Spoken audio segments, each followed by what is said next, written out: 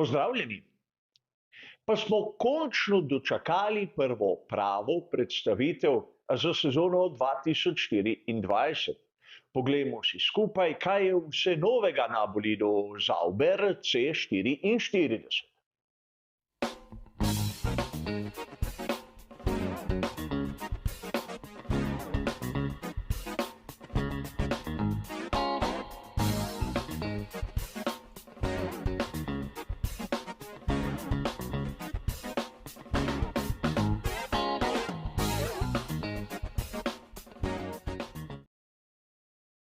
Preden začnemo samo analizo, se moramo za trenutek ustaviti pri imenu. Ne gre za posploševanje, ne gre za napako. Šasija ekipe Stake F1 se imenuje Sauber. In seveda, tako nam pravijo uradni dokumenti. Če pogledamo tisto vpisno listo, nam bo takoj vse jasno. Šasija Kik Sauber. Torej, Sauber C44 je letos prva prava šasija, ki so jo pokazali širši javnosti, in o tem smo lahko sklepali že, ko so objavili priprave na sam dogodek, kjer smo videli, kako nekako gradijo scenografijo. Drugače bi bile zadeve malce bolj virtualne, kjer nam bi pokazali morda barvno shemo. Ampak tu smo dobili oboje. Novo barvno shemo in seveda nov bolid. Kot običajno se bomo najprej ustavili pri barvni shemi. Kot dobro veste, Alfa Romeo je izginil kot pokrovitelj in izginila je tudi tista znamenita italijanska barva Rosso Corsa, ki je v originalu temnejše rdeča, kot smo jo videli na primer v zadnjih desetletjih pri Ferrariju. Ampak nadomestila jo je izjemno živa zelena barva, zopet v kombinaciji s črno, kjer pa moram dodati nekaj drugega. Namreč, kot smo videli že v predhodnih primerih, ne gre toliko za črno barvo, temveč za gola ogljikova vlakna. Kot smo se lahko navadili v prejšnjih sezonah, doseganje minimalne mase bolida izgleda, da je še zmeraj velik problem, zato ekipe nekako varčujejo tudi pri barvi. A vseeno, barvna shema, ki nekako spominja na tisto, ki smo jo videli pri tovarniškem moštvu Kawasakija v motociklizmu, in je, po mojem mnenju, izjemno dobrodošla sprememba. Namreč izjemno lepo je vidna, moram priznati, meni osebno je všeč. Kot sem že omenil, Alfa Romeo ni več pokrovitelj ekipe, ampak če pogledamo napise, tudi nismo zapazili, kaj tako očitno novega. Morda skozi sezono bo prišel na površje še kakšen drugi pokrovitelj, ampak zaenkrat ne. A priznati si moramo še nekaj, gre za neko prehodno obdobje, ko se ekipa pripravlja čez 2 sezoni, da bo postala Audi, zato kakšnih velikih imen lahko tudi ni za pričakovati. A toliko o barvni shemi, ki je, kot sem že prej priznal, meni dokaj povšeč. Pojdimo raje na tisti drugi tehnični del, ki bo marsikoga izmed vas bolj zanimal. In kot običajno, začeli bomo pri samem nosnem konusu bolida in se premikali počasi proti zadku. In seveda ustavili se bomo na vseh tistih klasičnih delih, kot smo to počeli že v preteklosti, in tokrat bomo dodali še kakšno malenkost. A začnimo pri sami konici, ki je zašiljena in nekako vpeta na prednji aerodinamični stabilizator tudi na prvem profilu. Če jo primerjamo s tistim, kar smo videli lani pri ekipi Sauber oziroma Alfa Romeo F1 Team, bomo takoj opazili razliko. Takrat konica ni bila tako zašiljena in ni bila vpeta na prednji profil, temveč na drugi od sprednjega proti zadnjem delu. In to je že ena izmed bistvenih razlik, ki jih lahko opazimo med lanskim in letošnjim modelom. Verjamem, da marsikdo bo sedaj iskal podobnosti, naprimer z Red Bullom ali Ferrarijem. V nobenem primeru ni bilo mogoče v lanski sezoni zapaziti tega vpetja prav v prvi profil sprednjega aerodinamičnega stabilizatorja. Ampak pri Mercedesu dvojni V14 smo videli, morda bi lahko dejali podobno idejo, podobni ustroj. Če že moramo iskati neko podobnost med bolidom Sauber in naprimer Ferrari v tem delu bolida, se lahko zgledujemo po 2 leti starejšem modelu. Namreč F1, pomišljaj 75, je na prednjem delu imel nekaj podobnega, ampak ne čisto takega. Zanimivo bo videti, ali je to trend ali slučajno pri ekipi iz Hinwila so se odločili za nekaj drugačnega. Kar se tiče prednjega aerodinamičnega stabilizatorja, ne bomo izgubljali besed. Gre za rešitev, ki je bila prisotna pri tej švicarski ekipi v zadnjem delu sezone in ne gre pravzaprav za tisti njihov najbolj uspešen model. Torej, skozi sezono, tudi že na zimskih testiranjih, bomo zagotovo videli nekaj drugega. Pomaknimo se malce navzgor, kjer bomo opazili prvo presenečenje. Prednje vpetje, prednje obese imajo strukturo pull rod, torej za Red Bullom in McLarenom, kar so pokazali v prejšnjih sezonah, imamo tretjo ekipo, ki se je odločila za takšno konfiguracijo.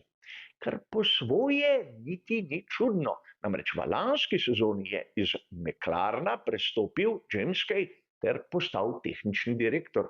In zagotovo je imel že svoje izračune, svoje ideje, kako naj bi deloval prednji del bolida.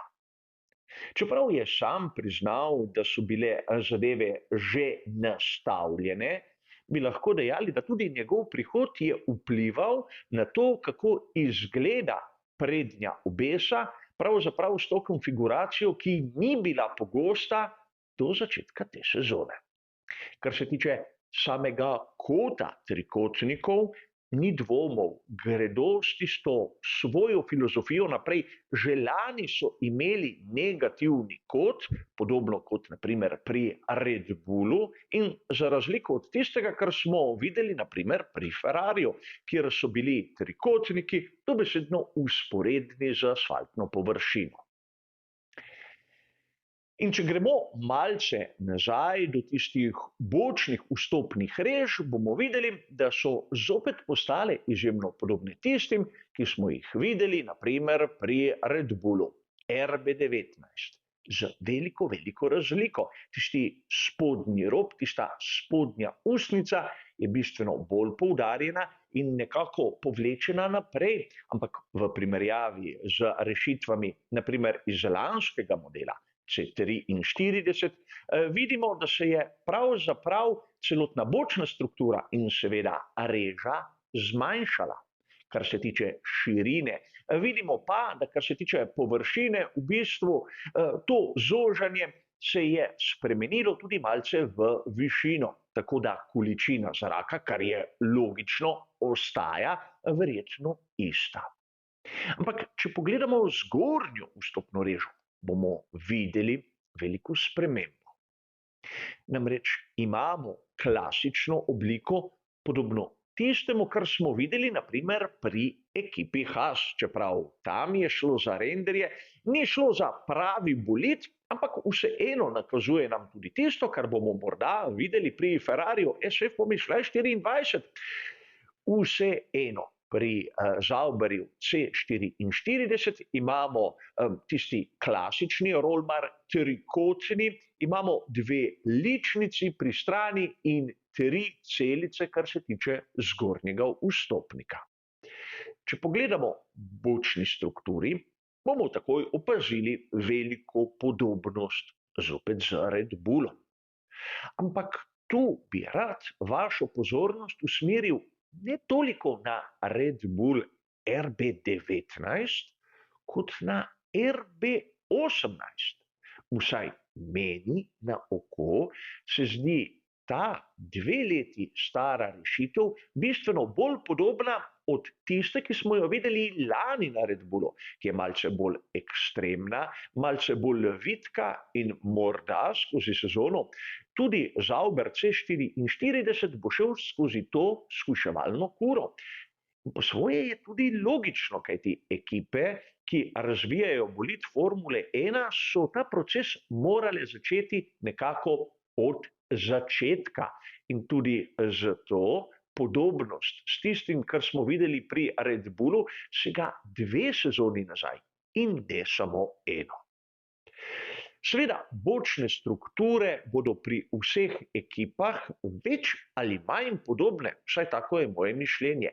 Le ena rešitev je tista najbolj učinkovita in najprej so to ugotovili pri Red Bullu, zato jim vsi nekako sledijo. Kar se tiče tistega dela, ki je takoj nad pokrovom pogonskega sklopa, bi lahko ugotovili, da se je ta razširil, tako imenovana bazuka, je bistveno večja, kot smo jo videli lani, kar je nekako tudi samo po sebi umevno. Večina tistega zraka, ki pride skozi bočni hladilni reži, mora v zadku tudi nekako ven. Kar se tiče zadnjega vpetja, je seveda push-rod. Spomnil bi vas rad, da pri švicarski ekipi so začeli sami izdelovati menjalnik, pripravljajo se na prihod Audija kot dobavitelja pogonskih sklopov, zato morajo pridobivati izkušnje. Z push-rodom imajo tisti element samega podvozja, tisti blažilec z vzmetjo postavljen na vrhu, kar pomeni spodnji del bistveno ožji, bistveno manj zavzeten, kar se pozna tudi pri obliki difuzorja.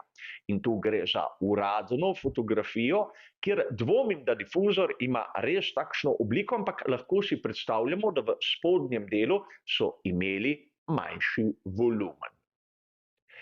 Seveda, tu je sedaj še primerjava, kar se tiče medosne razdalje, kjer pa zopet vidimo, da pravzaprav so nam pokazali rešitev na lanskem renderju.